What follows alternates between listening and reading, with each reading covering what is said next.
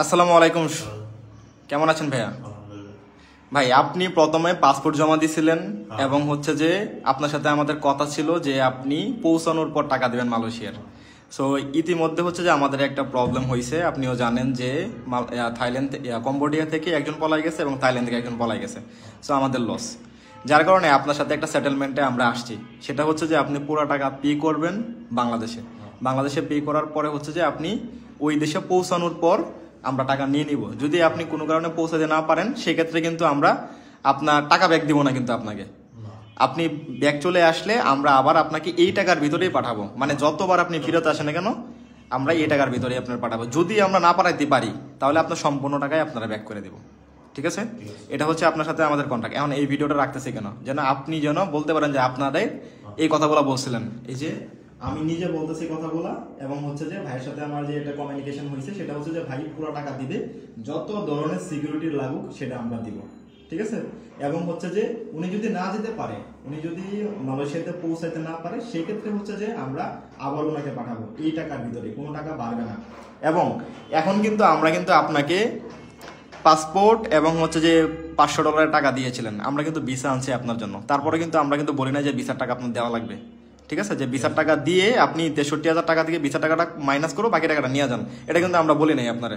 বলছি কি যে ভাই আপনি 63,000 টাকা আজকে নিয়ে যান, প্রয়োজনে পাসপোর্টটা 2 দিন পরে দিব। আমরা কেন দিব? কারণ পাসপোর্টটা অলরেডি জমা দেওয়া আছে, ওইখান থেকে আইনে আমি আপনাকে দিব, কোনো প্রকার টাকা কাটি নাই। এই যে আপনার ভিসা করছি, টিকিট করছি, এগুলোর জন্য আমরা কোনো টাকা নিচ্ছি না, টাকা নিয়েও নাই ভাই, কারণ যেহেতু ফল্ট আমাদের কথা দিয়ে রাখতে পারি নাই, যার কারণে হচ্ছে যে আমরা নেই নাই।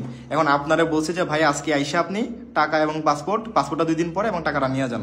আর আপনি বলছেন যে না ভাই আমি যাব, হ্যাঁ আমি যাব, কারণ আমার যাওয়াটা জরুরি। যার কারণে আমরা আপনাকে বলছি যে পুরো টাকা পে করে আপনার যাওয়া লাগবে। আপনি এই শর্তে রাজি, যেহেতু আপনার 63,000 টাকা আমাদের কাছে জমা আছে, যেমন হচ্ছে $500 টাকা, এই 63,000 টাকাও কিন্তু $500 করে কিন্তু আমি কিন্তু যাওয়ার দিন আপনাকে দিয়ে দিব। তাহলে এই টাকাটা রাখছি কেন? সিকিউরিটি পারপাসে রাখছি, যেন আপনাকে টিকিট দেওয়ার পরে আপনি না বলেন যে আমি যাব না, তাহলে তো ভাই আমার ভিসাও শেষ, টিকিটও শেষ। ঠিক আছে, এই কারণে আমরা এই টাকাটা জমা রাখছি, কিন্তু ফ্লাইটের দিন এই টাকাটা আপনাকে দিয়ে দিব। এখন যেহেতু আপনি টাকা পে করে যাবেন, সেহেতু হচ্ছে যে যেহেতু 63,000 টাকা আমাদের কাছে জমা আছে, সেহেতু আমরা এখন আপনাকে টিকিট দিয়ে দিব। টিকিট যেদিনকা ফ্লাইট হবে সেদিনকা, যদি সন্ধ্যাবেলা যদি ফ্লাইট হয়, টিকিট পাওয়ার পরে তো বুঝবেন যে কত তারিখে ফ্লাইট, সেদিনকা হচ্ছে যে আপনি সকালবেলা এসে পুরো টাকা পে করবেন। পে করে আপনার যত ধরনের সিকিউরিটি লাগে তত ধরনের সিকিউরিটি আমি দিয়ে দেবো আপনাকে। এমনকি আমি ভাইরা এটা বলছি যে আপনি স্টাম্প করে নিয়ে আসবেন, স্টাম্প করে আমরা লিখিত দিব এবং কোম্পানির সিল থাকবে। প্রয়োজনে হচ্ছে যে আপনি আমাদের সাথে ভিডিও করে নিয়ে যাবেন, বা যত ধরনের সিকিউরিটি লাগুক না কেন আমরা দিতে প্রস্তুত। কারণ আমরা আমাদেরকে নিয়ে ভয় নেই ভাই, আপনি আমাদেরকে ধরতে পারবেন যে আমাদের কোম্পানি আছে, অফিস আছে, অফিসের লাইসেন্স আছে, সবকিছু আছে। কিন্তু আপনি যদি চলে যান, আমি আপনাকে বলতেছি না ভাই, মাইন্ড করলে বলতে পারবো না, কারণটা হচ্ছে আমি আপনাকে বলতেছি না। অনেক মানুষ এমনটা করে, যদি তারা যদি চলে যায় তাহলে তো আমাদের বিজনেস লস ভাই, ব্যবসা করবো কিভাবে? কিন্তু আপনি এটা নিয়ে টেনশন, মানে একদমই কোনো টেনশন করা লাগবে না। মালয়েশিয়াতে পৌঁছানোর পর আপনি স্বস্তির সাথে, আমি বিশ্বাস রাখি যে আপনার কাছে আমি আরো 2-1টা লোক পাবো। ঠিক আছে, সো এই হচ্ছে কথা। সো এখন হচ্ছে যে আপনি বাসায় চলে যাবেন, আর আপনার সাথে যে আরেকটা লোক ছিল উনি হয়তো আসতেছে, ওনার সাথে দেখা করে যান। ঠিক আছে, আর এই যে আপনার সাথে কথা হচ্ছে, আমার কিন্তু আরেকটা ক্লায়েন্টও কিন্তু আপনার সাথে কথা বলে, তরিকুল ভাইও কিন্তু আপনার সাথে কথা বলে, উনিও কিন্তু পাসপোর্ট জমা দিছে।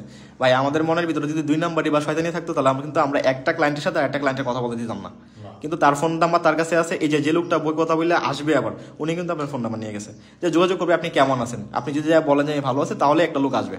এবং আপনি যদি মনে করেন যে না এখানে কাজ করলে ভালো বা বিশ্বের সাথে কাজ করা যায়, তাহলে কিন্তু আপনি একটা লোক দিবেন আমাকে। ঠিক আছে, সো বিজনেস ভাই একদিনের জন্য না। সো যার কারণে আপনার এই ভিডিওটা রাখছি, এই ভিডিওটা আমি আপনাকে আপনার হোয়াটসঅ্যাপে দিয়ে দিব, যে আমি যে কথাগুলো বলছি এটা যেন আপনার কাছে প্রুফ থাকে। ঠিক আছে ভাইয়া।